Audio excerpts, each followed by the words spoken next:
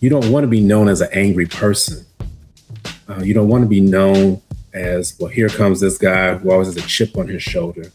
Even if it is socially acceptable, and I put that in quotes, but that's not who you are. That's not how you were created. And it really does diminish your potential.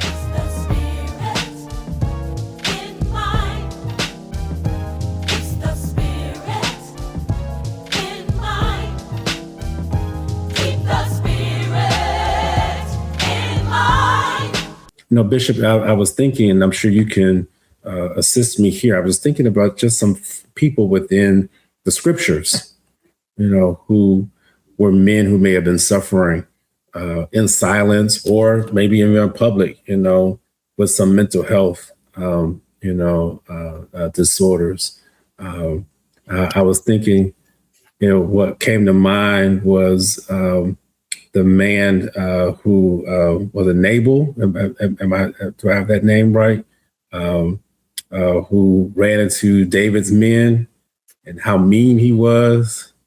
And I'm not sitting over here trying to diagnose, but I'm just thinking to myself, like, how you gonna have such a beautiful wife and all this and just be me and just angry? Like what's going on here? Now, again, there are some personality issues. So the disclaimer there that certain people have certain dispositions that tend to be a little bit less pleasant. I would say that. But when you have things in order in your life, and yet you're functioning, you're dysfunctional. You're not operating at a level that is possible for you. It does make us wonder and scratch our head, like, what's going on here? Yeah. I'm gonna stop there, but that's just the example. That was just the. No, that's a good one because it ties into what you already established in terms of looking out for irritability in our men who are struggling, and the reason why that is so powerful to even begin with and can help is because again, some of that is socially constructed. And by that, what I mean is it's a socially constructed reality. By that, I mean enculturation. With anger certainly is a very human emotion. It certainly is, and it has its place. Some things should make us righteously indignant. So anger has a purpose in our emotional system. And it's most commonly, what is significant about that is that it's in this sense, is that it's most commonly or frequently associated with something else, which means it's a secondary emotion. It's often associated with a sense of unfairness, injustice, offense. But in our society, we have created a society in which, although we have many more emotions as men, anger is not our only emotion, but anger, irritability, and aggression are the socially acceptable expression.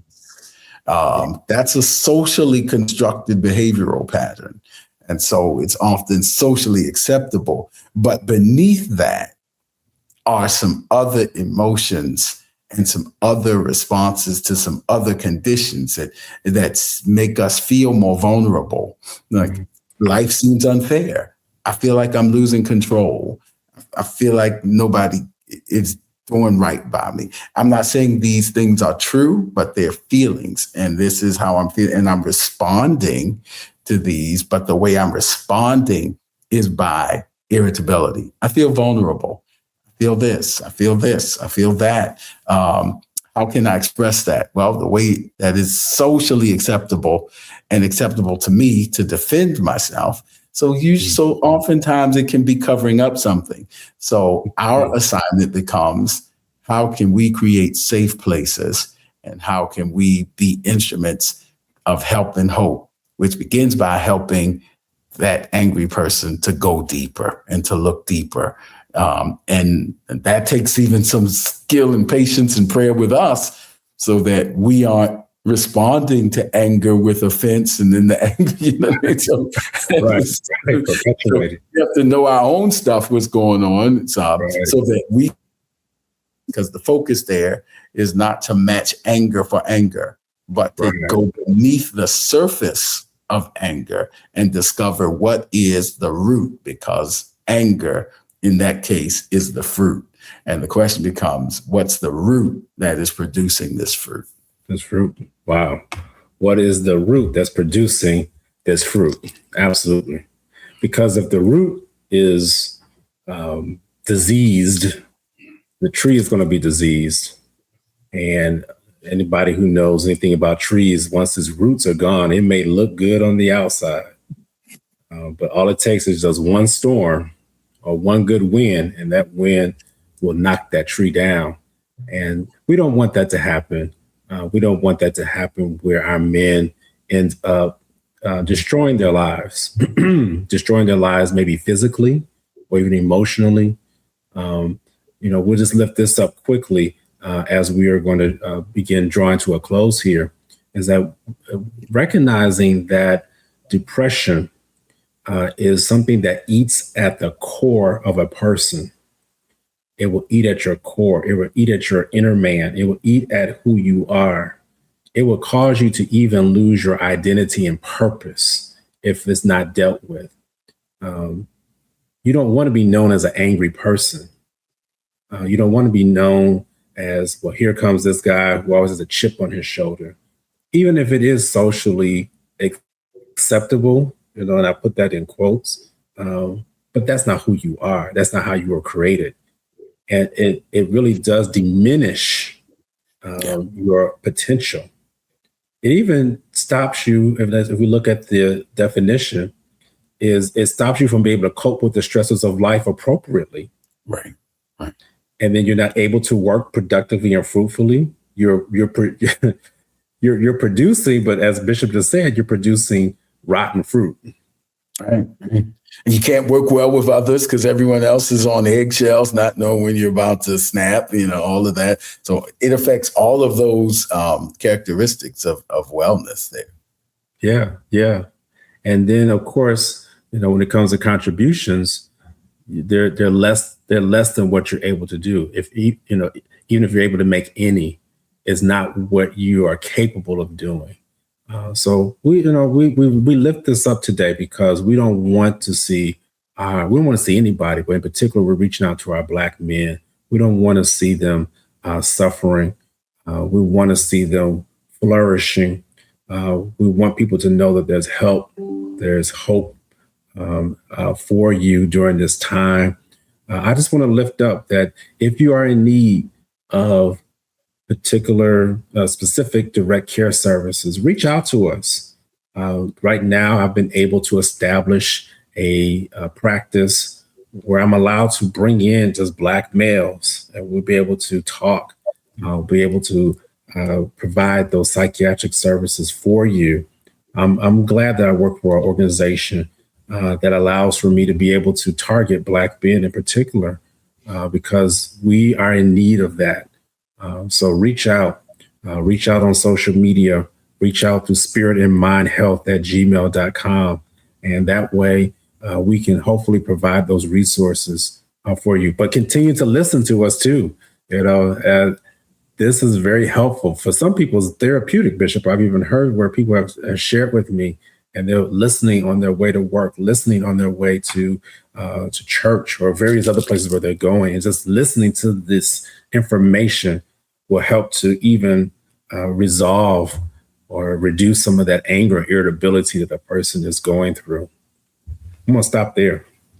Yeah, absolutely. That's a good place. Take advantage of I often say, from a theological perspective, God has many conduits of healing. Mm-hmm. And certainly because we live in a society, we have a complex society. We have the division of labor and areas of specialty to which we're assigned, and certain steps are made to protect those vocations, and that all has its place.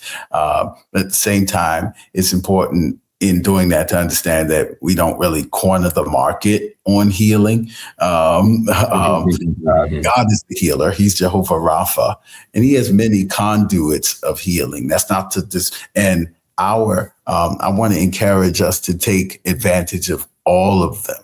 As many of them as possible, seek the psychotherapeutic care services, seek the pastoral care, get yourself a good pastor in a good church, seek all of the services. There's this scripture in 1 Corinthians as we close, when the church was being very partisan in its things.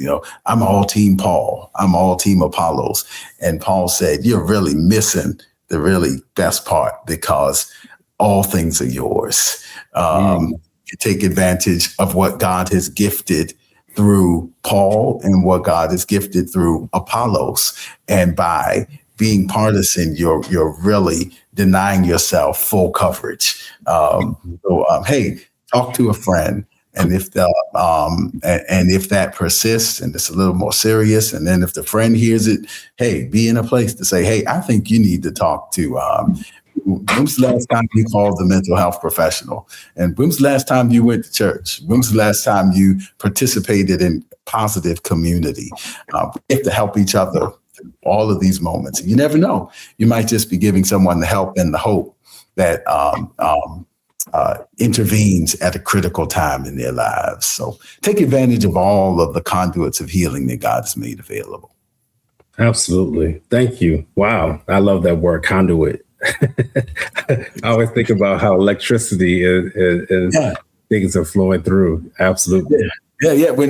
That's my thing. But whenever healing happens, now that's the theological perspective. Whenever healing happens, Rapha is in the room. I mean, he's Jehovah Rapha, and he heals through physicians. He uses Dr. Shepherd in direct care services and in various forms of healing, so I know it all has its place. But God is the healer. Mm-hmm. And take advantage of all of the resources that God has trained people to do in these various areas so that you are the healthiest version of yourself. Absolutely. Absolutely. Wonderful. Wonderful. So please reach out to us. We're going to bring this particular episode to a close. But as you hear, we're going to be building upon this series. So continue to reach out, continue to share. We are loving the interaction, and we'll be seeing you once again on Spirit and Mind. I know Bishop's going to close us out. Absolutely. Again, that's our prayer for you. We would that you would prosper, to flourish, not just exist, but live and have life, and life more abundantly. So thank you for your time, and we look forward to seeing you the next time on Spirit and Mind.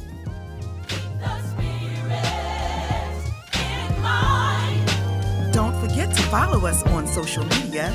We're on Facebook at Spirit in Mind, and we're also on Instagram at Spirit in Mind Live. Join us next time for a new episode of Spirit in Mind.